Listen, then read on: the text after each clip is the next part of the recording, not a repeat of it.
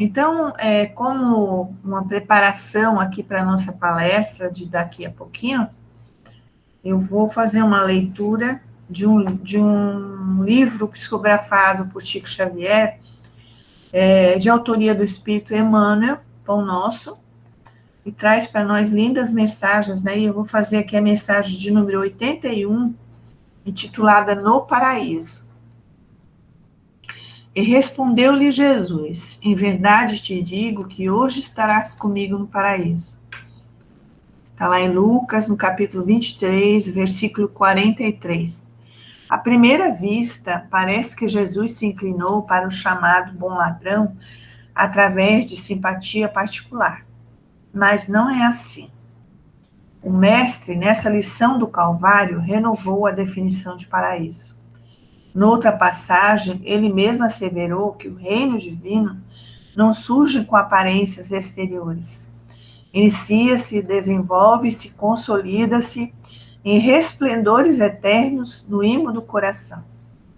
Naquela hora de sacrifício culminante, o bom ladrão rendeu-se incondicionalmente a Jesus Cristo. O leitor do Evangelho não se informa com respeito aos porfiados trabalhos e às responsabilidades novas que lhe pesariam nos ombros, de modo a cimentar a união com o Salvador. Todavia, convence-se de que, daquele modo em diante, o ex-malfeitor penetrará o céu. O símbolo é formoso e profundo e dá a ideia da infinita extensão da divina misericórdia. Podemos apresentar-nos com volumosa bagagem de débitos do passado escuro ante a verdade, mas desde o instante em que nos rendemos aos desígnios do Senhor, aceitando sinceramente o dever da própria regeneração, avançamos para a região espiritual diferente, onde todo jugo é suave e todo fardo é leve.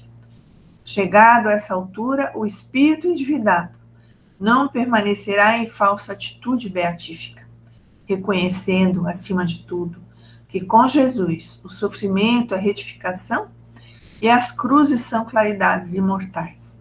Eis o motivo pelo qual o bom ladrão, naquela mesma hora, ingressou nas vicissitudes do paraíso. Vamos agora, elevando a nossa mente ao Pai, orar, agradecendo ao Senhor as oportunidades que renovam a cada dia na nossa existência, a nossa vida, que nos traz tantas oportunidades de aprendizado, de crescimento.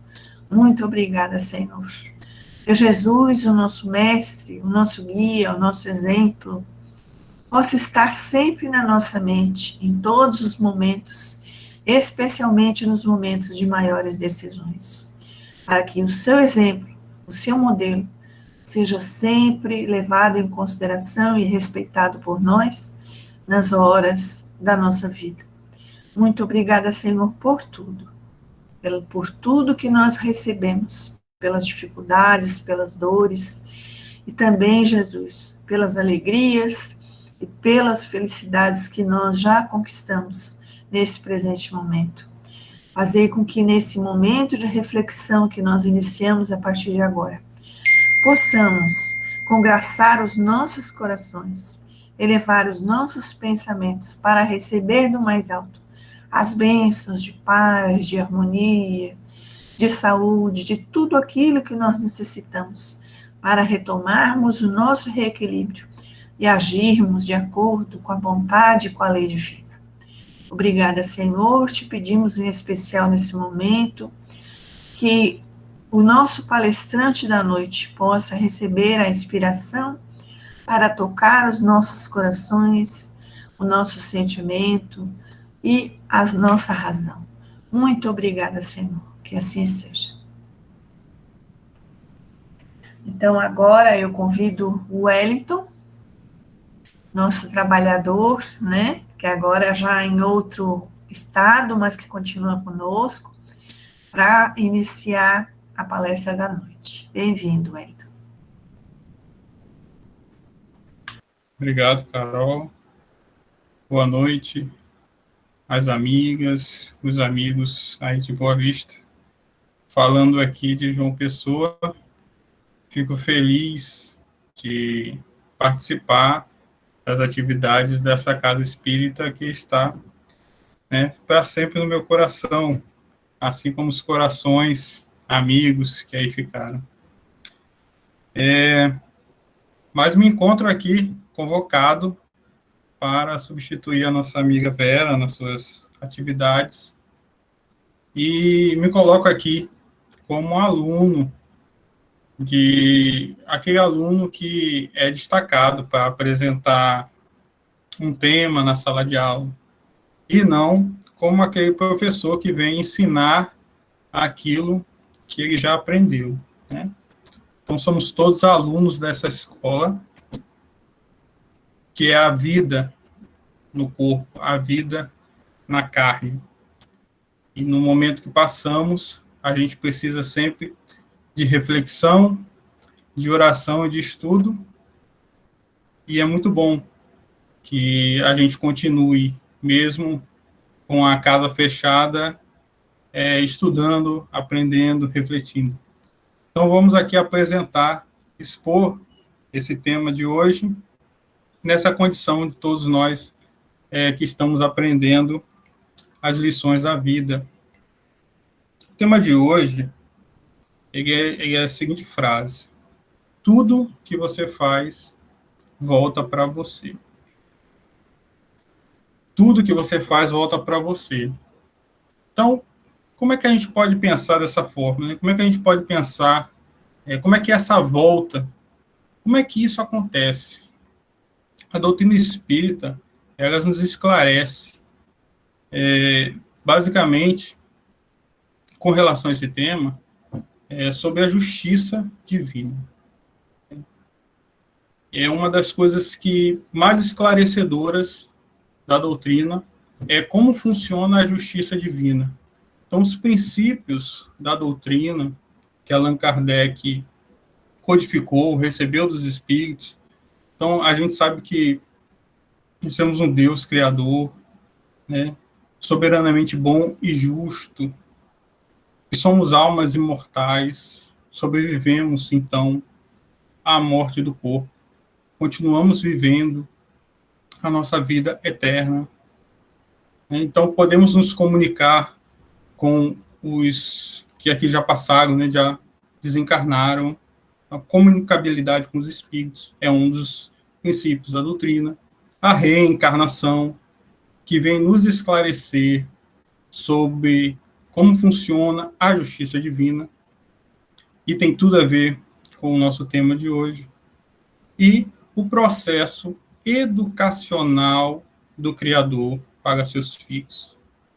Então, como diz Humberto de Campos, no livro Boa Nova, né, devemos pensar em Deus como um pai que nos educa. Então, é dessa forma que a gente vai abordar o tema de hoje, com as bases nos princípios da doutrina espírita.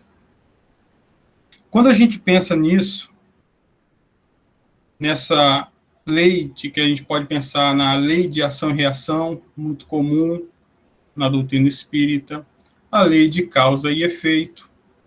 Então, se ocorre alguma coisa, tem uma causa, né? É um efeito de uma causa, que pode estar na vida atual ou na vida passada. A gente vai ver isso no livro O Evangelho segundo o Espiritismo, no capítulo 5, em que Allan Kardec descreve essas causas, né, atuais e passadas, né, anteriores, dos sofrimentos, das dificuldades, das vicissitudes. E a gente lembra também do que o Cristo ensinou no seu Evangelho, que é um reflexo do que a gente observa na natureza. Então, tudo que a gente colhe, aquilo que semeia. Então, se a gente semeou, por exemplo, limão, nós vamos colher limão. Se a gente semear laranja, é lógico que vamos colher laranja. Isso é uma das máximas do Evangelho que a doutrina espírita mais nos esclarece, porque nos coloca numa perspectiva de uma vida contínua, de várias existências, mais uma vida contínua. Então, a gente consegue, pelos princípios da doutrina, entender melhor isso. E é isso que a gente vai analisar, né, nessa exposição. Como é que se procede essa colheita? Como é que isso volta para nós? Nós sabemos que nós temos, o espírito tem o livre-arbítrio. Ele tem a liberdade de agir, a liberdade de pensar. Todos nós temos a liberdade de decidir as nossas ações. Mas Deus também nos coloca na responsabilização pelos nossos atos. Então, temos o livre-arbítrio, e para ser responsabilizado, é claro que a gente deveria ter uma ação livre, para que nós possamos realmente ser responsabilizados pelos nossos atos. A gente precisa da liberdade para agir. Não somos, então, marionetes. Nós temos a liberdade de agir. É a lei de livre-arbítrio que a gente já conhece na doutrina espírita. Mas temos essa responsabilização. Toda vez que fugimos da lei divina, da lei de Deus, nos explicam os espíritos. Lá na terceira parte do Livro dos Espíritos, Allan Kardec descreve isso nas questões, que ele aborda o bem e o mal. De maneira bem simples, o bem, como nos diz os Espíritos, é quando a gente age em conformidade com a lei divina. E o mal é quando a gente age contrário à lei divina. E que lei seria essa? Então a gente vai lembrar do que nos ensinou o Mestre Jesus, o nosso guia e modelo.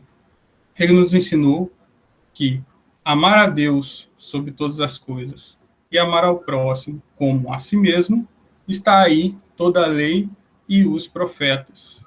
Allan Kardec, no Evangelho segundo o Espiritismo, coloca a lei de amor como o mandamento do amor como o maior mandamento. Então a gente pode considerar que a lei divina é uma lei de amor.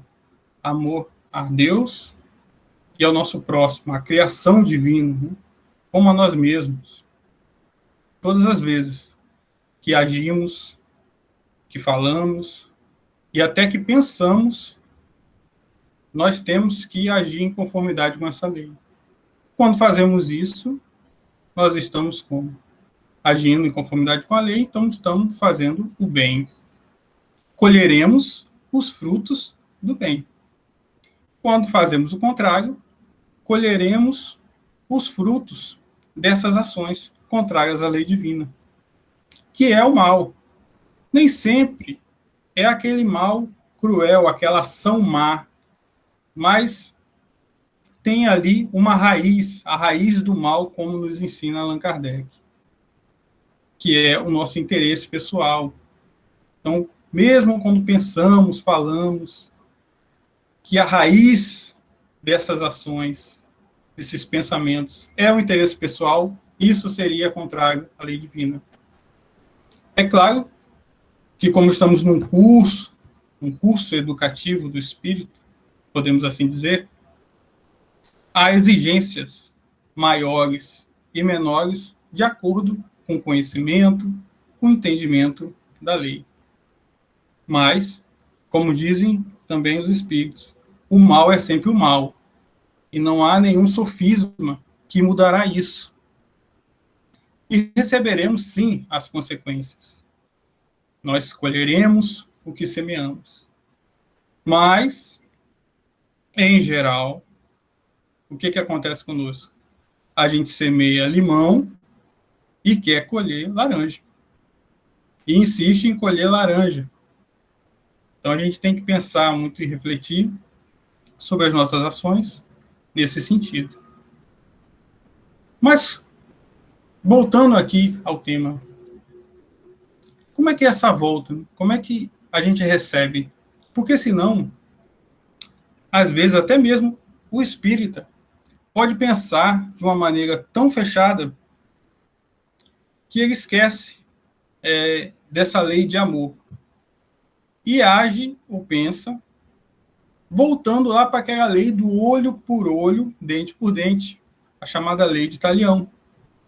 acreditando que se ele, por exemplo, matar alguém, ele vai ser morto, e essa pessoa que o matou vai ser morto por alguém, e assim o mal nunca acabaria.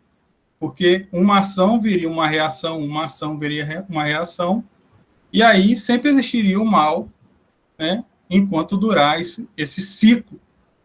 Um ciclo vicioso.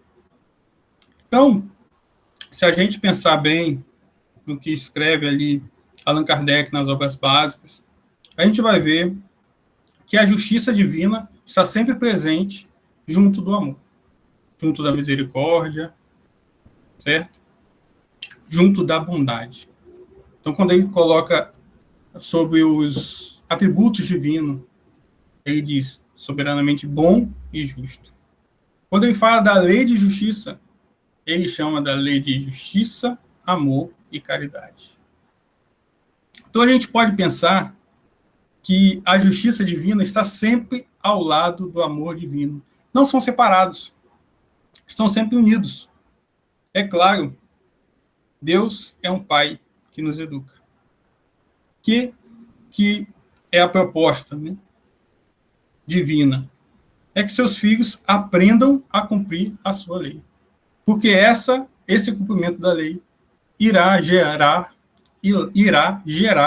o bem-estar, a felicidade geral de todos, não só dele mesmo, não só da pessoa, do espírito, e sim de todos. Essa é a ação conforme a lei divina. Ela só gera bons frutos, certo? Então, essa é o nosso curso. Nós estamos, assim, como que na classe dos espíritos imperfeitos, que vive no mundo ainda de provas e expiações. Estamos na classe daqueles espíritos que, a grosso modo, mais erram do que acertam. Os espíritos bons seriam aqueles que mais acertam do que erram. E os espíritos puros, aqueles que só acertam. Ou seja, já consolidaram o cumprimento dessa lei divina de amor a Deus e ao próximo como a si mesmo. Então, justiça e amor divino estão unidos. E quando Deus age, mesmo colocando, a gente recebendo de volta o que a gente fez, é sempre uma ação no sentido de educar o espírito no cumprimento da sua lei. Então, se a lei é de amor, Deus, sua providência, os espíritos superiores que nos amparam, que nos assistem, os nossos anjos protetores, aqueles que dirigem, né, que são os prepostos, que são os administradores da justiça divina, estão atentos na gestão das circunstâncias de nossas vidas para fazer com que cada um de nós, no seu curso individual e também nas coletividades, andem no sentido de educar-se no cumprimento da lei de Deus. Por isso estamos aqui, encarnados, buscando, então, o objetivo de evoluir. Evoluir, que seria o quê? Aprendendo cada vez mais a cumprir esta lei. Então, a nossa reflexão é o quanto nós estamos conseguindo buscar essa aplicação. Lembrando que não só em ações concretas, mas também nos nossos pensamentos, as nossas conversações. Tudo isso é a nossa proposta, é a proposta de evoluir, que é o nosso autoaperfeiçoamento. Então, a gente pode pensar nessa justiça. Allan Kardec, na base do livro Céu e Inferno, que Allan Kardec escreve sobre a justiça divina segundo o Espiritismo. Então, quem não conhece, fica a dica para visitar, conhecer. Temos nas livrarias, graças a Deus, acredito que as livrarias estão funcionando online ou fisicamente, né, abertas. Temos ali o livro Céu e Inferno, que é um dos livros da codificação, que fala da justiça divina. Tem lá um item chamado Código Penal da Vida Futura. onde Allan Kardec descreve uma série de questões, analisa, pontua uma série de questões ligadas à justiça divina. E coloca ali 3 itens da justiça divina, que é o arrependimento, a expiação e a reparação. Então, quando a gente faz algo, e aí a gente está falando de tanto uma ação boa como uma ação contrária à lei divina, nós recebemos os frutos. Lembrando que os frutos seriam o quê? A consequência dos nossos atos. Então, essa ordenação de circunstâncias, elas vão colocando-nos frente a frente com as consequências dos nossos atos. Então, se são atos favoráveis, ou seja, bons, a favor da lei divina, concordando com a lei divina de amor, solidariedade, enfim, nós vamos receber bons frutos, ou seja, colhemos laranjas, plantamos laranjas, colheremos laranjas. E o bem-estar será geral. Como essa ação é bondade, é boa, e é isso que o Pai deseja dos seus filhos, há sempre uma frutificação, há sempre uma multiplicação desses frutos bons. Quando agimos o contrário, então Deus, em sua misericórdia, não vai jogar todos os frutos, né, azedos, né, todos os limões em cima da gente. Então ele vai o quê? Dividir, colocar as consequências do mal de acordo com a nossa necessidade educativa. Então ele vai colocar isso na nossa frente. Vamos enfrentar essas consequências sempre dentro da necessidade do espírito aprender a quê? A não fazer de novo. Aprender a não fazer mais aquilo. E assim vamos nos educando de acordo com as circunstâncias, situações, eventos, ações que ocorrem, às vezes, muitas vezes provocada por nós, outras vezes que advém de causas anteriores que precisamos, então, enfrentar. Então, Deus, em sua misericórdia, coloca sempre na medida certa para que aquele espírito aprenda realmente a cumprir a sua lei com o passar do tempo. Sempre há a misericórdia divina junto da justiça divina. Isso a gente precisa consolidar muito bem. Nós temos um exemplo na literatura espírita, porque no dia a dia, na encarnação, é difícil a gente analisar, porque não conhecemos os fatos passados.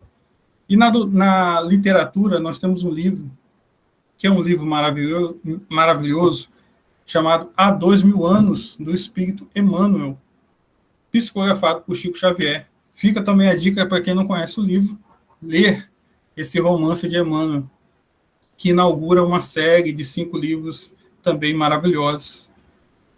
Nós temos ali a história do senador Públio Lentulus, que é o próprio Emmanuel, uma das suas encarnações. Ele nos conta ali no livro, e eu vou pensar um pequeno pedaço, né, uma parte, não vou dar nenhum spoiler do livro, para que quem desejar ler, conhecer a história, poder aproveitar melhor, que é um livro muito bom, é um livro, como eu disse, maravilhoso. Nós temos ali Públio Lentulus, que é um senador romano, contemporâneo de Jesus. Ele tem um sonho, que nessa história a gente vai entender, vai sedimentar tudo que a gente abordou aqui no tema. Tudo que você faz, volta para você. Então, um dos pontos que eu quero abordar desse livro é quando ele tem um sonho em que ele se vê como seu avô. Então, numa existência passada, nesse sonho, ele percebe ele como seu avô.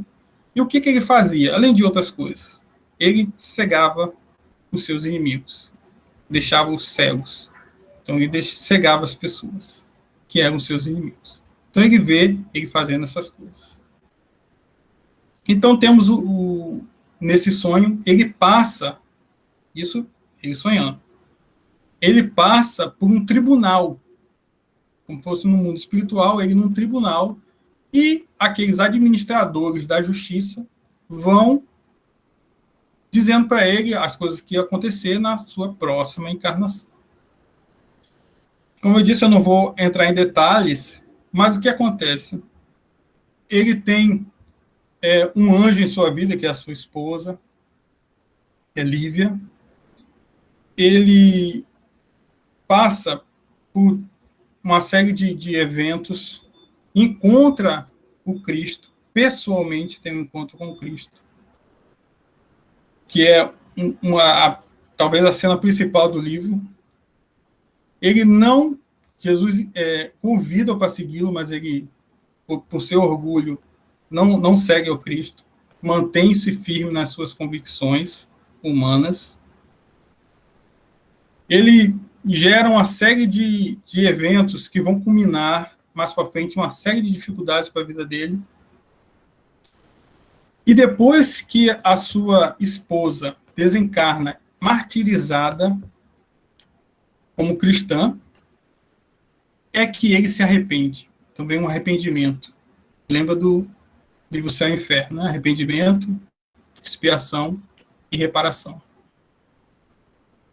Arrependido ele, já cristão.